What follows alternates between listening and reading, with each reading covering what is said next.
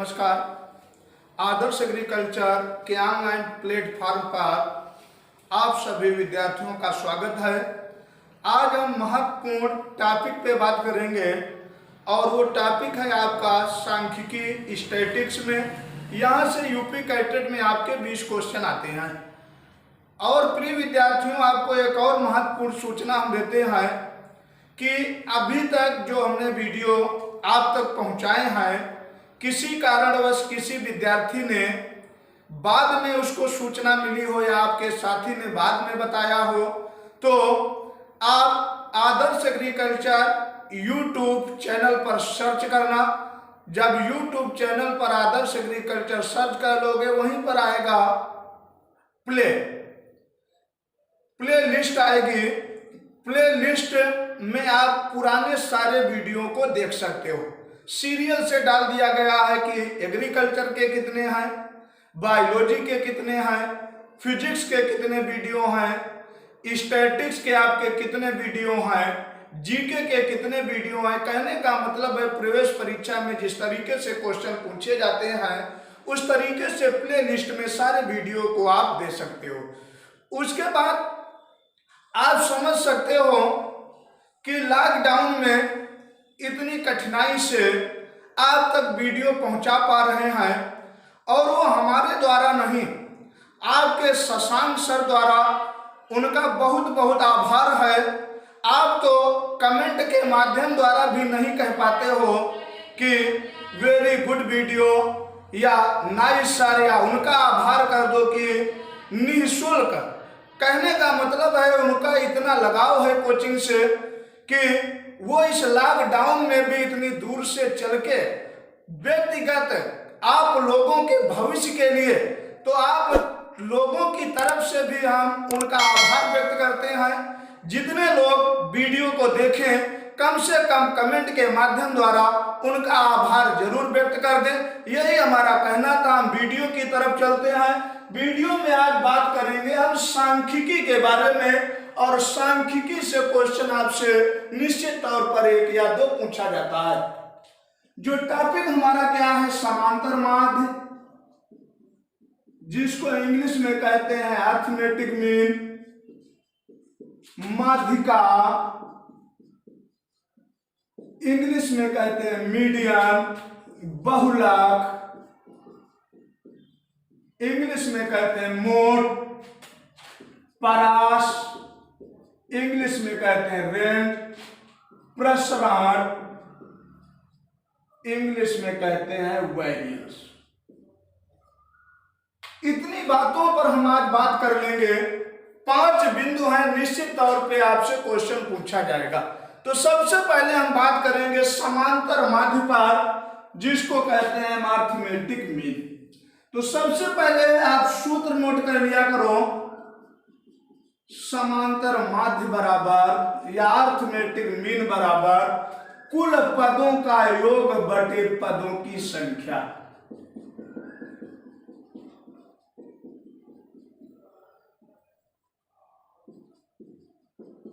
पदों की संख्या, इसी को आप शॉर्टकट में कह लगते हो सिग्मा एफ अपान एक्स। कहने का मतलब है सिग्मा एफ को हमने कह दिया कुल पदों का योग, यक्स को कह दिया हमने पदों की संख्या। अब एग्जाम्पल के तौर पर हम इसको देखो समझाते हैं।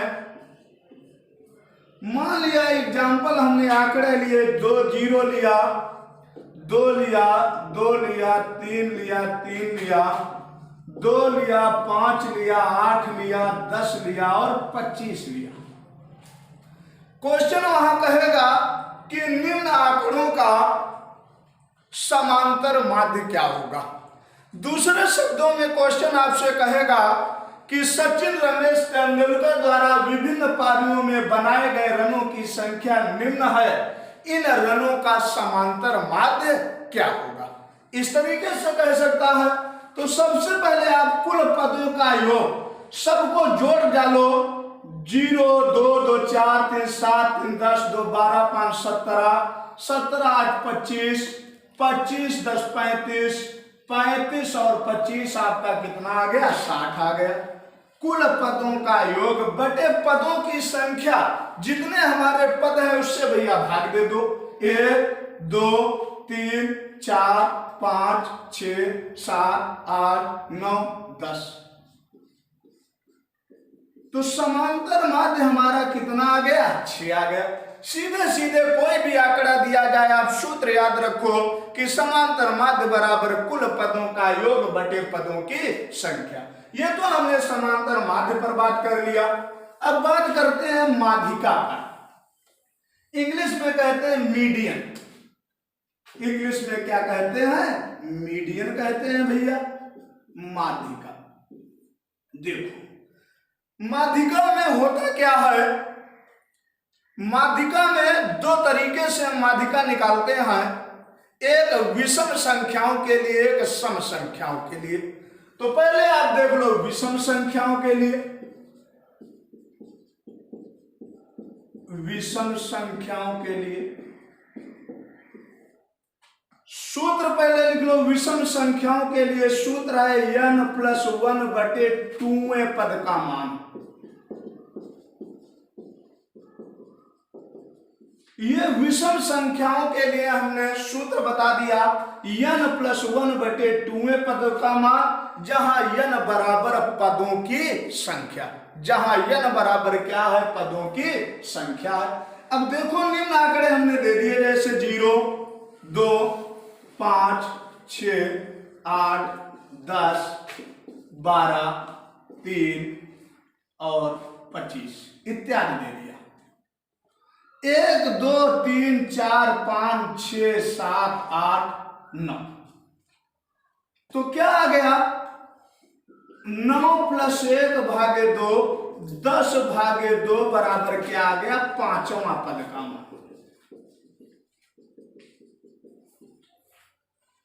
अब सब यहीं पर आप गलती कर बैठते। अब इस जो आंकड़े दिए जाए उसको आप आरोही या अवरोही क्रम में लिख लो। इंग्लिश में कहते हैं सेंडिंग या डिसेंडिंग आर्डर। तो इसको आप आरोही क्रम में लिखते हैं हम। आप आरोही क्रम में ना लिख के गिनतियों को ऐसे ही आप निकाल देते हो। सबसे छोटी गिनती से बड़ी गिनती की तरफ ले जाओ। सबसे छोटी गिनती 0 है, फिर क्या है भैया 2 है, फिर क्या है 3 है, फिर हमारा क्या है देखो 5 है, फिर क्या है 6 है, फिर क्या है 8 है, फिर क्या है 10 है, फिर क्या है 12 है, फिर क्या है 25। ऊपर देखो गिनतियां हमारी कितनी थी, 1 2 3 4 5 6 7 8 9। यहां पर भी देखो 9 गिनतियां हैं कि नहीं, 1 2 3 4 5 6 7 8 9। माध्य मतलब मध्य, माध्यिका मतलब माध्य, उसी में आंसर दिया है। 5वां पद 1 2 3 4 5, मिडिल 1 2 3 4 5। माध्यिका हमारा क्या आ गया भैया, 6 आ गया। मिडिल में देख लो सकते हो, आपका माध्य बिंदु क्या है, आपका आ गया आंसर 6। ये विषम संख्याओं के लिए बता दिया।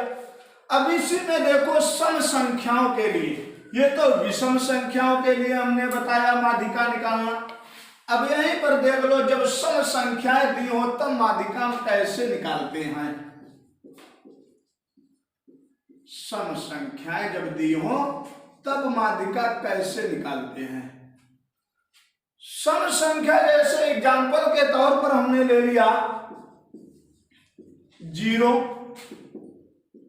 2 2 3 5 3 2 8 10 25। ये गिनतियां ले लिया, 1 2 3 4 5 6 7 8 9 10। ये एग्जाम्पल के तौर पर हमने आंकड़ा ले लिया।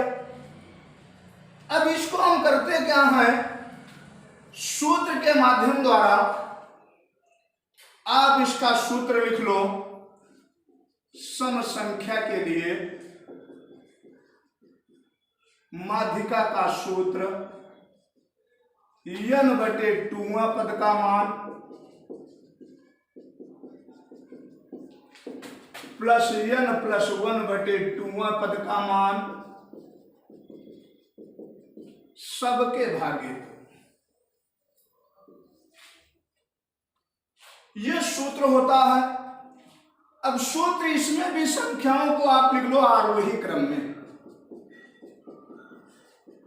आरोही क्रम, सेंडिंग ऑर्डर, छोटी गिनती से बड़ी गिनती की तरफ। सबसे छोटी गिनती 0, फिर 2, फिर 2, फिर 2, 3, 3, 5, 8, 10, 25।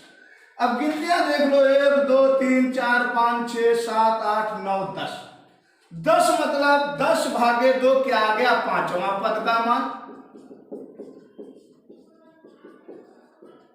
प्लस पांचवा प्लस 1 छठवें पद का मान, भागे क्या कर दोगे? 2 कर दोगे। पांचवा पद देख लो, 1, 2, 3, 4, 5, छठा पद भी 3, पांचवा पद 3 है, छठा भी 3 है, भागे 2, 3, 3, 6 भागे 2 बराबर क्या आ गया? 3 आ गया उत्तर हमारा। कहने का मतलब है विषम संख्याओं के लिए देख लो n+1/2 पद का मान सम के लिए आपके सामने है। गिनतियां देख लो, जितनी गिनतियां हो, पहला पद जितना है, 10 गिनतियां थी तो पांचवा पद, यदि 8 गिनतियां होती तो चौथवा पद प्लस पांचवा पद, ठीक है। यदि यहाँ पर 10 गिनती थी, पांचवा पद आगे उसका क्या आएगा? छठवां पद। जो पांचवा पद हमने देख लिया 3 था, छठवा भी देख लिया 3 था, दोनों को जोड़ लिया 6 आ गया, भाग दे लिया 2 से, 3 आंसर मिल गया। या दूसरे शब्दों में आप देख लो, एक गिनती इधर से काटो, एक गिनती इधर से काटो, 2 काट दो, 2 काट दो, 3 काट दो, 3 काट दो, 4 काट दो, 4 काट दो, जो 2 बची बाद में वही आपका आ गया, आंसर आ गया। इस तरीके से आप निकाल सकते हो माध्यिका मीडियन। अब देखते हैं, कहता है बहुलक क्या होगा? बहुलक क्या होगा? बहुलक को इंग्लिश में कहते हैं मोड।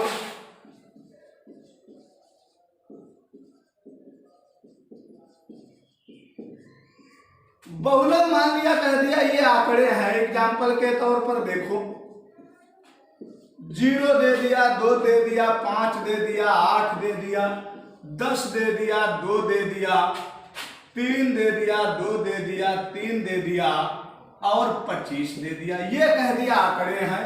इसमें कह रहा है बहुलक क्या होगा? बाद से बहुलक, बाद से जो बहुत बार गिनती आए उसी को क्या कहते हैं? बहुलक कहते हैं। बाद से बहुलक जिसकी फ्रीक्वेंसी अधिकतम बार आए वही बहुलक होगा। तो सबसे अधिकतम बार इसमें देखो भैया गिनती क्या आ गई है? 2 आ गई है, इसलिए बहुलक हमारा क्या हो गया? 2 हो गया। बहुलक क्या हो गया? 2 हो गया। उसी में अब देख लो, इसी आंकड़े से आप देख लो परास, इंग्लिश में इसको कहते हैं रेंज, परास या रेंज कहते हैं। अब परास या रेंज हमारा होता क्या है? सबसे बड़ी संख्या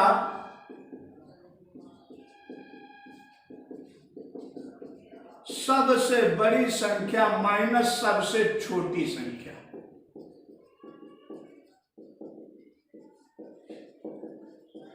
सबसे बड़ी संख्या माइनस सबसे छोटी संख्या। सबसे बड़ी संख्या हमारी क्या है? 25 है। सबसे छोटी संख्या क्या है हमारी? 0। परास या रेंज हमारा क्या आ गया? 25 आ गया। अब बाई चांस कोई गिनती सबसे बड़ी संख्या मान लिया 25 है, छोटी संख्या मान लिया कोई माइनस में दे, तो क्या हो जाएगा? प्लस में हो जाएगा। मान लिया यहीं पर एग्जाम्पल के तौर पर हम दे दिया, आंकड़ों में कह दिया सबसे बड़ी संख्या हमारी 25 है, सबसे छोटी संख्या यहीं पर एग्जाम्पल के तौर पर हम -1 दे दें, तो क्या हो जाएगा? 25 - 1 बराबर क्या हो जाएगा? 26 हो जाएगा। इस तरीके से आप रेंज या परास निकाल सकते हो। उसके बाद बात आती है प्रसरण, इंग्लिश में कहते हैं वेरिएंस। ये बहुत पूछा जाता है, standard deviation under root variance. ये दोनों में बहुत ज्यादा पूछा जाता है कि स्टैंडर्ड डेविएशन को कहते हैं हिंदी में मानक विचलन। मानक विचलन